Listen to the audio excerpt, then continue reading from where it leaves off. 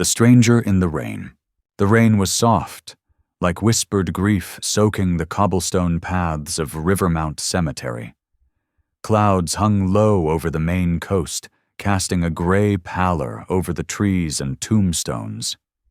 Margaret Ellington, 48, wrapped her wool coat tighter around her body as she walked the familiar path toward her late husband's grave. It had been 2 years since her world crumbled. Elliot Ellington, CEO of Ellington Maritime Group, had been lost at sea during a yachting accident. The Coast Guard searched for days, but found nothing except splinters of polished mahogany and a soaked leather shoe. His body never returned. Only grief remained grief, and the secrets she had yet to uncover. But today, something was different. As Margaret approached the gravestone, a simple white marble slab etched with Elliot's name, she noticed someone was already there. A young woman no older than 30 knelt in front of the grave, clutching a small child in a threadbare raincoat.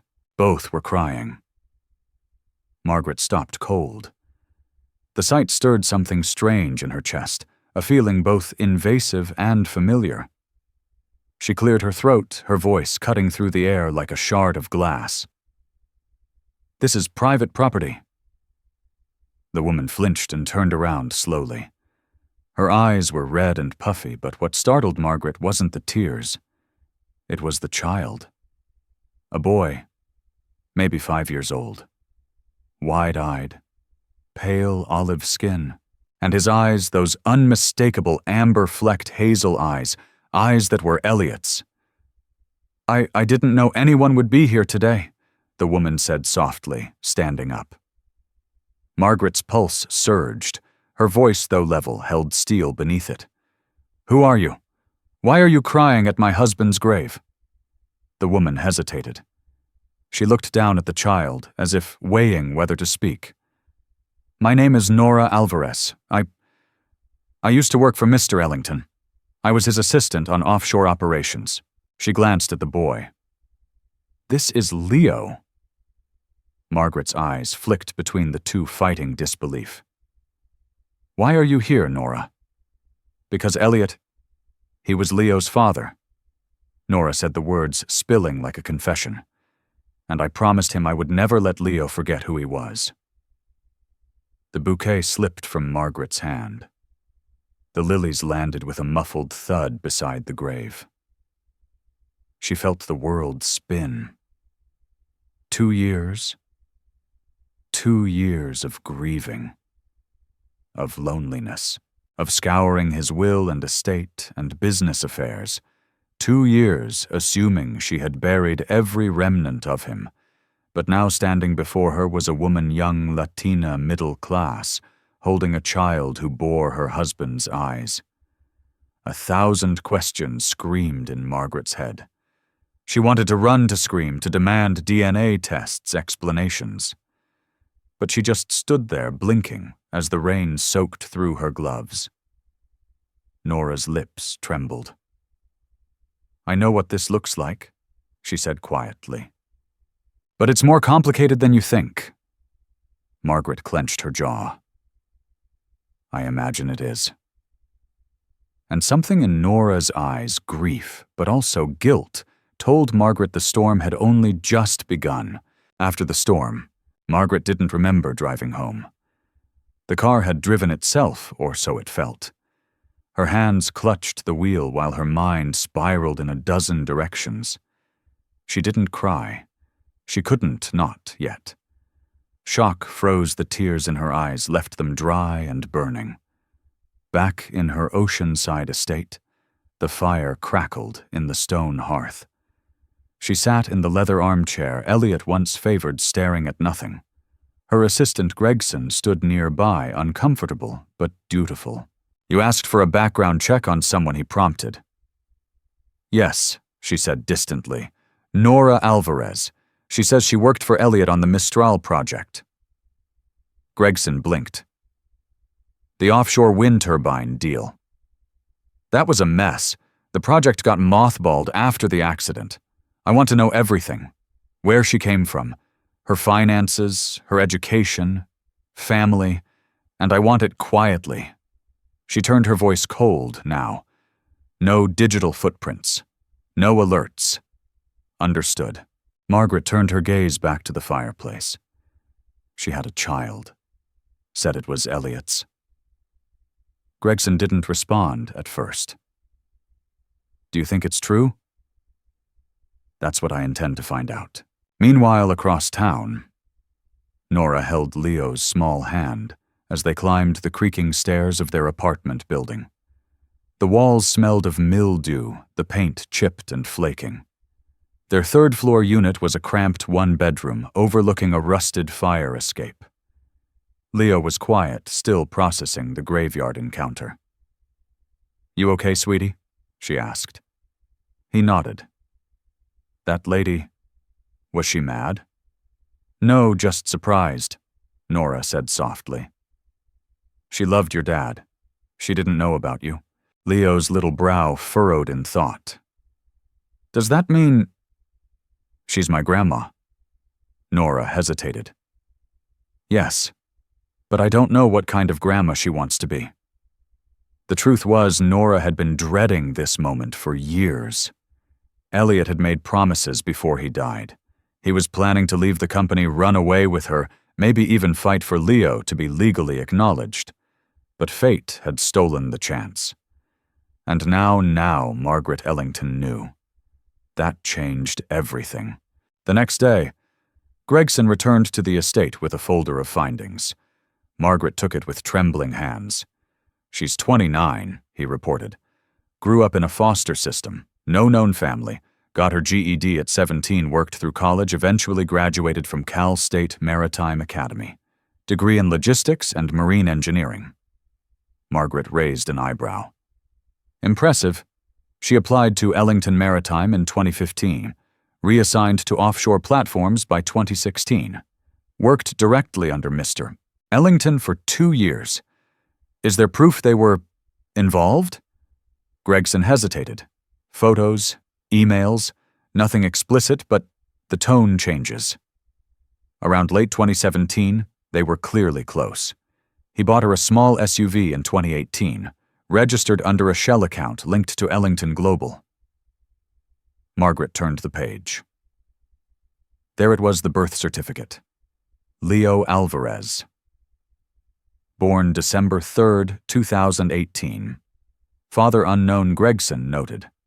No DNA test filed, no hospital record indicating his paternity. But the boy looks like Elliot.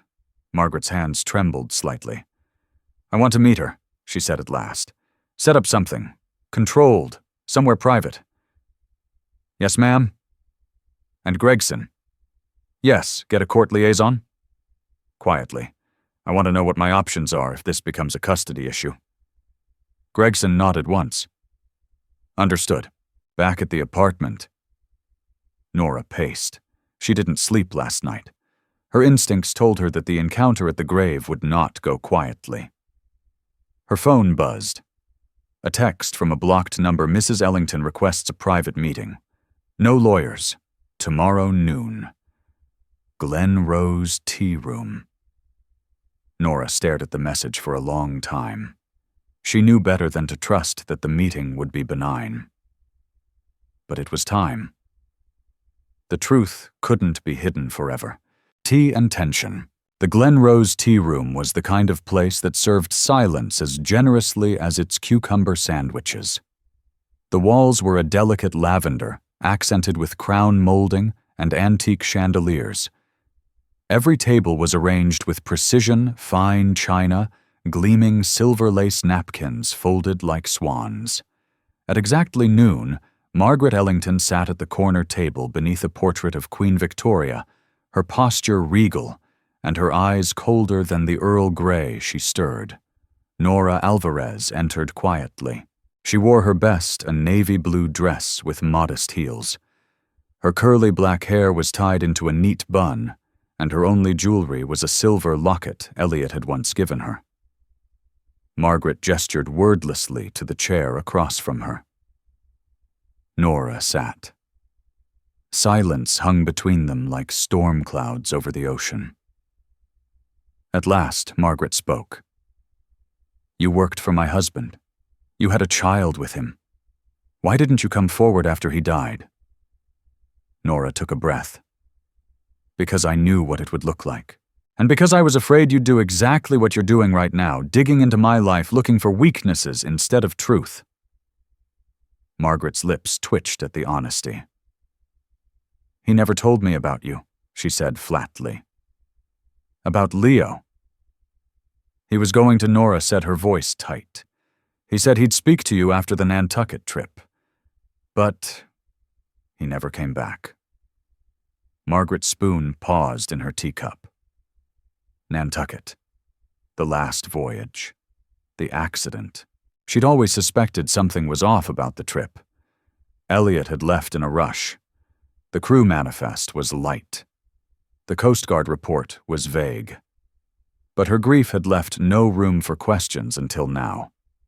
"I don't want your money," Nora continued. "I've never wanted anything from you. I've worked 2 jobs to raise Leo. I'm not here to claim inheritance. I just want to protect him." Margaret's eyes narrowed. "From what? From people who think children are chess pieces in power games?" Margaret folded her hands on the table. "I want to see him." Nora hesitated. "He's not ready. He doesn't understand who you are, what you represent." "Then make him ready," Margaret said sharply. "He's my husband's son, my grandson. I have a right to be in his life. And I have the right to decide who's safe around him," Nora shot back. "I don't know if you are." The table between them was now a battlefield. Margaret leaned forward, lowering her voice. "Do you know what I've lost, Miss Alvarez? I buried the only person I've ever loved. I watched our empire begin to crumble after his death. And now I discovered that a piece of him, of Elliot, is still alive." "You expect me to just walk away from that?" No, Nora said quietly. "I expect you to earn it." Margaret blinked. "I've been preparing for this conversation for 2 years, Nora added. "Not just emotionally. Legally." Margaret tilted her head. "Is that a threat?" "No," she replied. "It's a promise." A pause. Then Nora stood. "You may be his grandmother, but I'm his mother. And until Leo understands the full truth of who his father was and who you are, we'll keep our distance." Margaret remained seated as Nora walked out of the tea room. She didn't call after her, but something inside her stirred. Not rage, not fear, but something rarer in Margaret Ellington's world. Respect. Across town that evening. Nora sat on her bed, Leo curled against her side. "Did you see the fancy lady again today?" he asked sleepily. "I did. Is she still mad?" "No," Nora said softly. "Just sad." Leo yawned. "She has my eyes. She does." Leo blinked. "Does that mean I can trust her?" Nora didn't answer right away. "I don't know yet, baby. But if I ever think you're not safe, I'll always fight for you." And she meant it. What Margaret didn't know was that Nora had long ago begun gathering documents, emails, messages, even corporate slips Elliot had given her in confidence. Things that told a very different story of Ellington Maritime. Secrets Elliot had uncovered. Secrets that maybe got him killed. Ghosts and gut instincts. Margaret couldn't sleep. At 3:17 a.m., she padded barefoot into Elliot's old study, the scent of aged leather and cedar still clinging to the bookshelves. She opened the safe behind the Monet reproduction and pulled out a manila folder labeled Confidential Mistral Offshore. It was one of the last files Elliot ever worked on. She flipped through blueprints, expense reports, vessel maintenance logs. And then she found it. A handwritten note, barely legible under smudged pencil lines. Nora's suspicions were right. China Sea contracts falsified. Offshore leasing kicked back to Romero in exchange for silence. Need to talk to D before Q3 report. Margaret froze. Romero. The name belonged to their former CFO, fired abruptly 6 weeks after Elliot's death. She read the note again. Was Elliot trying to blow the whistle on internal fraud, and Nora had known? The room spun slightly.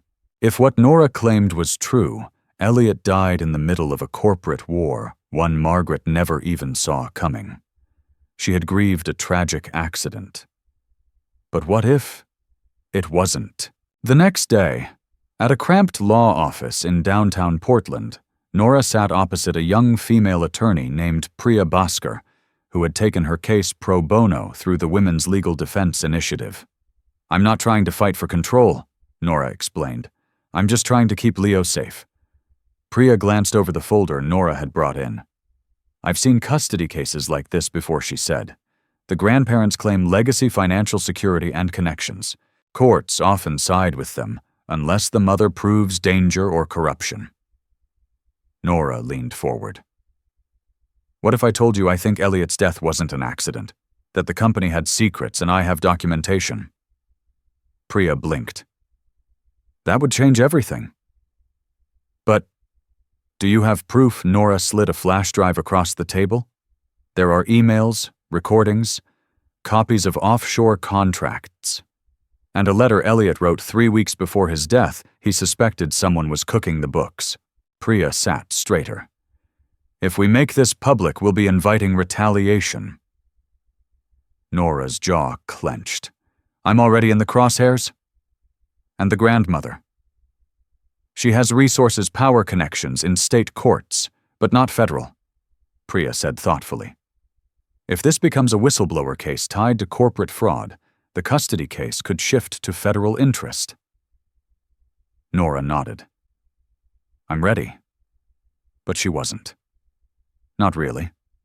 Because Nora knew something Priya didn't. There was a second flash drive, a hidden one, with even more damning proof. Elliot had entrusted it to Nora before his final voyage. He told her, "If something happens to me, use this. Don't let them bury the truth." Back at Ellington Estate, Margaret watched a news segment with distant eyes. The financial channel was abuzz with rumors about irregularities at Ellington Maritime. Anonymous sources. No confirmation yet. She muted the TV and turned to Gregson. "I want to know everything Nora Alvarez is doing. Legal moves, media contacts, investigators. If she's building a case, I want to cut it off before it reaches the board." Gregson shifted uncomfortably. "There's a complication." "What kind of complication? She's not alone. She has counsel, and someone's funding her." Margaret narrowed her eyes. "Who we don't know. All payments are coming through an encrypted non-profit, possibly international." Margaret stood. "You think someone's backing her to take down the company, possibly, or to protect the child from you?" Margaret scoffed. "That child is a legacy. I'm not the villain here." Gregson gave her a look. "Ma'am, you might be the only one who believes that." That night, in a quiet apartment, Nora stared out her rain-speckled window as Leo slept in the next room. She picked up the second flash drive and held it between her fingers. It wasn't just about custody anymore. It was about truth. About the man she had loved. About the company that had betrayed him. About Elliot. She whispered into the silence. "I'm not afraid of her. I'm not afraid of any of them," but her shaking hands betrayed her because the truth wasn't just dangerous. It was explosive. Deals, deceit, and DNA. The boardroom at Ellington Maritime Group was sleek and cold, with floor-to-ceiling windows overlooking the Atlantic. The senior executives gathered in tight suits, their eyes flicking between their CEO and the storm gathering outside. Margaret stood at the head of the table, arms crossed her face carved from marble. "We are not entertaining rumors," she snapped. "There will be no panic, no resignations, no comment to the press. If anyone leaks to the media," Margaret interjected, "Lionel Branson, the chief counsel. This woman, Nora Alvarez, isn't just some grieving ex-lover. She's meticulous. Her lawyer filed for a protective order this morning and attached a sealed whistleblower petition to the U.S. Securities and Exchange Commission. On what grounds, Margaret demanded. Alleged offshore bribery tied to the Mistral project. Falsified contract approvals. Your late husband's name is all over the reports. Margaret's jaw tightened. You mean his forged signature? Possibly, Lionel said carefully. But we need to prepare for audits, and for discovery if this moves forward in court. What about the child? Asked another board member. Leo. If he's proven to be Elliot's, won't he inherit voting shares? Silence. That was the dagger none of them had spoken aloud until now. If Leo was legally recognized as Elliot's son, he could claim half of Elliot's 34% ownership in Ellington Maritime, and that half, especially if Margaret's control was challenged, could shift the balance of power. Margaret's voice came out as a hiss. Get me a DNA test. I don't care how. 2 days later. Nora walked out of her building, Leo's small hand tucked in hers, when a black SUV blocked the curb. 2 suited men stepped out. Ms. Alvarez, we have a summons. For what court-ordered paternity test? You'll need to present the child for lab processing by Monday. Nora's heart sank. They were accelerating the timeline. She'd expected this, but not so fast. Back inside, she called Priya. They're trying to get ahead of us, she said. They want to confirm paternity before the public turns against them. We expected this, Priya said calmly. Let them test. It only strengthens our case. Nora hesitated. What if they try to use it to claim custody? They will, Priya said. But you have what they don't. Elliot signed affidavit. Nora glanced at the original handwritten note Elliot had left signed, dated notarized quietly, just 6 days before his final voyage. It stated, I acknowledge Leo Alvarez as my biological son. I wish him to inherit my estate and my legacy. Even now, the paper felt heavier than gold. Let them test, Priya repeated. We'll win the war, not the battle. That same week. Margaret stood in the lab's observation room, watching through the glass as Leo, oblivious, played with a nurse's rubber glove balloon. Nora sat beside him, calm but firm. After the samples were taken, Margaret intercepted Nora in the hallway. I assume you think this will change something, Nora said without turning. It will, Margaret replied. And when the truth is confirmed, I will exercise my legal rights. To do what Nora turned. To take him away from the only person he's ever known as a parent, Margaret's face was stony. To make sure he's not raised in poverty and obscurity. He's a part of this family. He's not your redemption, Nora whispered. Margaret blinked. What did you say? Nora stepped closer. You couldn't fix what happened with Elliot. So now you think Leo is a second chance? But he's not a vessel for your guilt, Margaret. He's a child. And he's mine. Margaret turned to leave without responding. But something about Nora's eyes, burning clear, unshakable, sent a chill down her spine. That night in her office, Margaret received the email she had both dreaded and expected. DNA match 99. 8%. Paternity confirmed. There was no denying it now.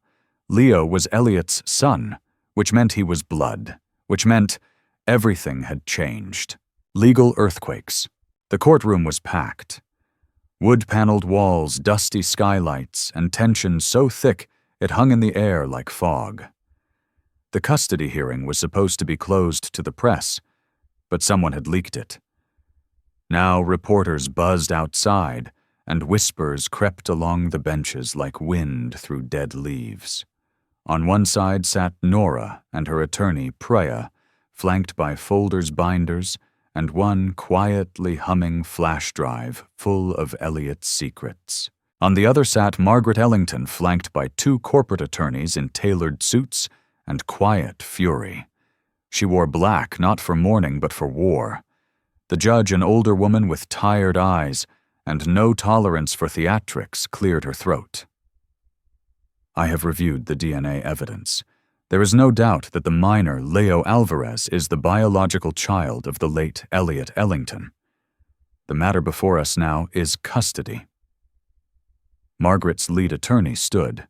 Your Honor, the child is the last direct heir to a global fortune.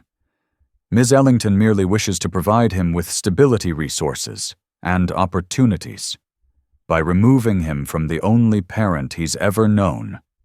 Priya stood next her voice, calm but firm. Your Honor, my client has raised Leo single-handedly. She has no criminal record, no history of neglect, and contrary to the insinuation of instability she has provided for him, while holding 2 jobs, completing a degree, and preparing for this very case. The judge raised an eyebrow. You've prepared for a custody battle. Nora stood slowly. Yes, Your Honor, she said. Because I always knew that someday someone with more money and more lawyers would try to take my child away. And I made a promise to Leo's father that I would be ready. There was a moment of silence. Margaret leaned in, her voice cutting through the quiet like a scalpel. Tell me, Miss Alvarez, what kind of life do you think you can give him that I can't? The kind that teaches him love doesn't come with conditions, Nora replied. That dignity isn't something bought in courtrooms. That legacy isn't about stock portfolios, but character. The room shifted. The judge looked down at her notes. And then Priya made her move. Your Honor. She said we are prepared to submit evidence not only validating Ms. Alvarez's role as Leo's sole caretaker, but also questioning the practices of Ellington Maritime, specifically the circumstances surrounding Mr. Ellington's death. Gasps rippled. Margaret's face went pale. You're bluffing, her lawyer hissed. Priya shook her head and dropped a sealed envelope on the judge's bench. Inside were copies of Elliot's final emails, whistleblower drafts, and a notarized affidavit, along with recordings Nora had saved. The judge blinked. I'll need to review these, she said. Court will recess until tomorrow. Margaret rose abruptly and stormed out of the courtroom. Outside the courthouse, Nora stood in the gray afternoon light. Reporters buzzed, cameras rolled. Ms. Alvarez, do you have a statement? Yes, she said. I'm fighting for my son, and I won't stop. Margaret, watching from her car window across the street, gripped the leather armrest so tightly her knuckles went white. She wants war, she muttered. She'll get one. But for the first time in her life, she felt something unfamiliar. Doubt. That evening, Margaret's assistant Gregson entered her private office with trembling hands. You need to see this, he said, placing a newspaper on her desk. The headline read, Ellington Maritime under federal investigation. New whistleblower claims emerge. There were images, blurry ones, of financial ledgers, secret board meetings, even shell company accounts linked back to Margaret herself. She stared at the article for a full minute. How she whispered. Gregson didn't answer. Margaret looked up, her eyes hollow. Call the lawyers. All of them. And Gregson, prepare for worst-case scenarios. Ma'am, it might already be here. Everything breaks. That night, Margaret Ellington sat alone in her estate, lit only by a dying fire and the blue glow of her phone. Her fingers hovered over her contacts list, trembling slightly, as she scrolled to one name she had never expected to call again. Senator Alton Green. She tapped call. A moment passed. Then a sleepy but cautious voice answered. Margaret. I need a favor, she said without preamble. A federal case is brewing centered on Ellington Maritime. I need it buried. I need Nora Alvarez discredited, and I need you to remember who helped fund your last campaign. A pause. I heard about the hearing, he said carefully. and the whistleblower packet. Margaret, I can't help you this time. The press is watching. The DOJ has eyes on you. I won't risk my seat. You ungrateful. He hung up. Margaret stared at the dark screen, her lips parted in disbelief. One by one, her lifelines were severing. The people she had protected, bribed, mentored, they were abandoning her. Power, she realized, was like water cupped in your hands. Lose your grip for a second, and it slips through your fingers. Across town. In a much humbler apartment, Nora sat cross-legged on the floor, surrounded by files, legal documents, and a tangle of memories. Priya closed her laptop. The media is calling you a symbol now. Nora rolled her eyes. I'm not interested in being a symbol. I just want to keep my son. He's going to have questions, you know, Priya said gently. About Elliot, about Margaret, about all of this. Nora's voice was soft. I'll tell him everything. The truth. Even the hard parts. They sat in silence. And then came a knock at the door. Priya opened it cautiously, revealing a man in a federal agent's windbreaker. Nora Alvarez, yes. I'm with the SEC task force. We received your whistleblower packet, and we're launching a full inquiry. You may be asked to testify. Your documents are corroborated by internal leaks we've been collecting for months. You've helped open a federal case. Nora's knees nearly buckled. Do you think Elliot was killed? She asked. The agent's eyes softened. We can't comment on that. But I will say people with power don't usually vanish without a reason. You may have just helped us unravel something much bigger. The next morning at court, the judge returned, face unreadable. I've reviewed the materials. The paternity is indisputable. The child's care and well-being with Ms. Alvarez has been documented thoroughly. Further, I have forwarded portions of your submission to federal authorities as they fall outside this court's purview. Margaret clenched her fists. The judge continued. Miss Ellington, despite your resources, this court does not find sufficient grounds to remove the child from his mother. In fact, I am deeply concerned that your actions may be motivated more by control than care. Silence. I hereby grant full legal custody to Nora Alvarez, with supervised visitation available to Ms. Ellington contingent upon mutual agreement. Margaret stood shaking. This is outrageous. The judge looked at her coolly. What's outrageous is what your husband tried to stop before his death, and how you ignored every warning sign. Margaret didn't respond. She walked out. Alone. Outside the courthouse, reporters flooded Nora. Cameras clicked. Leo, unaware of the significance, clung to her leg. Nora picked him up. What's happening, Mama? She smiled. We get to go home now, baby. Together. He hugged her neck. Behind them, Margaret watched from across the street, shielded behind tinted glass, her empire crumbling, her secrets exposed, and the only family she had left walking away without looking back. A legacy rewritten. 2 months later, winter had softened into spring. Cherry blossoms bloomed along the sidewalks of Portland. The wind was crisp, but no longer cruel. Inside a sunlit classroom, Leo sat cross-legged in a circle of children at his new school, learning to play a tiny violin. His teacher, an elderly man with wiry gray hair, marveled at the boy's natural rhythm. He's got his father's musical ear, he told Nora after class.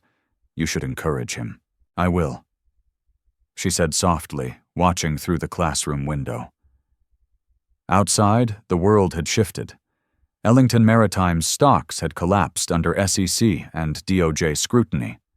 Several senior executives had resigned, some arrested. Margaret Ellington had been forced to step down as interim chairperson. Publicly disgraced, she retreated from the spotlight, her once feared name, now a cautionary tale. But for Nora, life had changed in other ways. She now worked with the Legal Defense Initiative full-time, helping other single mothers facing unfair custody battles. She had been offered a book deal, though she declined. She preferred action to attention. And Leo. He was thriving. He slept peacefully, laughed often, and asked questions about his dad with wide-eyed curiosity. Nora always answered honestly, gently. And someday when he was ready, she would tell him the full truth, how his father tried to protect him even in death. One cloudy afternoon, a letter arrived by courier. It bore no return address, but the handwriting was unmistakable. It was from Margaret. Nora. I was wrong. I confused legacy with ownership. I confused grief with control. And most shamefully, I never once asked what Elliot would have wanted. I see now painfully that he would have wanted Leo raised with love, not wealth. I've arranged for Leo's trust to be transferred with no restrictions. You will receive a monthly stipend from Elliot's estate to support his education and well-being. I don't ask for thanks. Only that someday, if he asks about me, you won't lie. Margaret Ellington. Nora folded the letter with steady hands. She would keep the promise.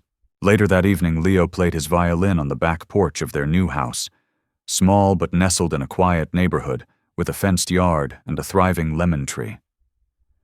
Nora watched him, tears prickling her eyes, not from sadness, but from overwhelming gratitude. A framed photo sat on the table beside her, Elliot, Nora, and baby Leo, taken 1 week before the yacht trip. Elliot's arms were wrapped around both of them. His smile was quiet, protective. Nora touched the glass. You kept your promise, she whispered. And so did I. Leo ran up, violin in one hand, beaming. Did I do good, Mama? You did perfect, she said, scooping him up into her arms. And for the first time in years, there was no war to fight. Only life to live. Reflection, emotion, and life lessons. This story, though fictional, echoes the real emotional weight of family legacy and justice. At its heart, it is not about wealth or courtroom drama, but about the raw, unyielding strength of a mother's love. Nora Alvarez represents millions of parents, especially single mothers, who sacrifice every ounce of themselves to protect the well-being of their children even when the world tries to tell them they're not enough. Margaret Ellington, meanwhile, is a tragic portrait of someone who confuses control with care. Her grief is real, her pain profound, but her inability to see beyond status and wealth blinds her. What she truly needed was connection, vulnerability, and healing, but she sought to buy them, bulldoze them, manipulate them into existence. That's a path that never ends well. The most powerful theme in this story is the idea of earned family versus entitled family. Just because someone shares your blood does not mean they are entitled to your life. Love is not a matter of genetics. It's proven through presence, protection, and persistence. Nora's unwavering commitment to Leo is what makes her a mother, not biology alone. And then there's Elliot. His silent war against the corruption within his own company is a poignant reminder that doing the right thing often comes at a cost. He died not only because of the system he tried to expose, but because he waited too long to act. Through Nora, his story finds redemption, and through Leo, his legacy becomes something worth honoring. So what can we take away from this story? Love without power is still stronger than power without love. Nora had no money, no title, and no legal advantage, but she had love, knowledge, and the truth. And that was enough. The truth always finds a way. Secrets buried in wealth, power, or fear may stay hidden for a time, but they always surface. Sometimes through grief, sometimes through courage, often through both. People can change, but only when they stop defending their pride and start facing their pain. Margaret's final gesture, writing that letter acknowledging her mistakes, isn't redemption, but it's a start. And sometimes that's all we can ask of those who hurt us. Legacy isn't what you leave in your bank account. It's what you leave in someone's heart. Leo won't remember the lawsuits or the DNA tests. He'll remember the violin lessons on the porch, the bedtime stories, the arms that never let him go. Practical life lesson for today. If you ever find yourself underestimated, overlooked, or dismissed, remember Nora. Prepare in silence. Gather your truth. Strengthen your soul. And when the moment comes, don't shout. Stand. Because sometimes the most powerful revolution begins not with a fight, but with a quiet, unshakable refusal to surrender.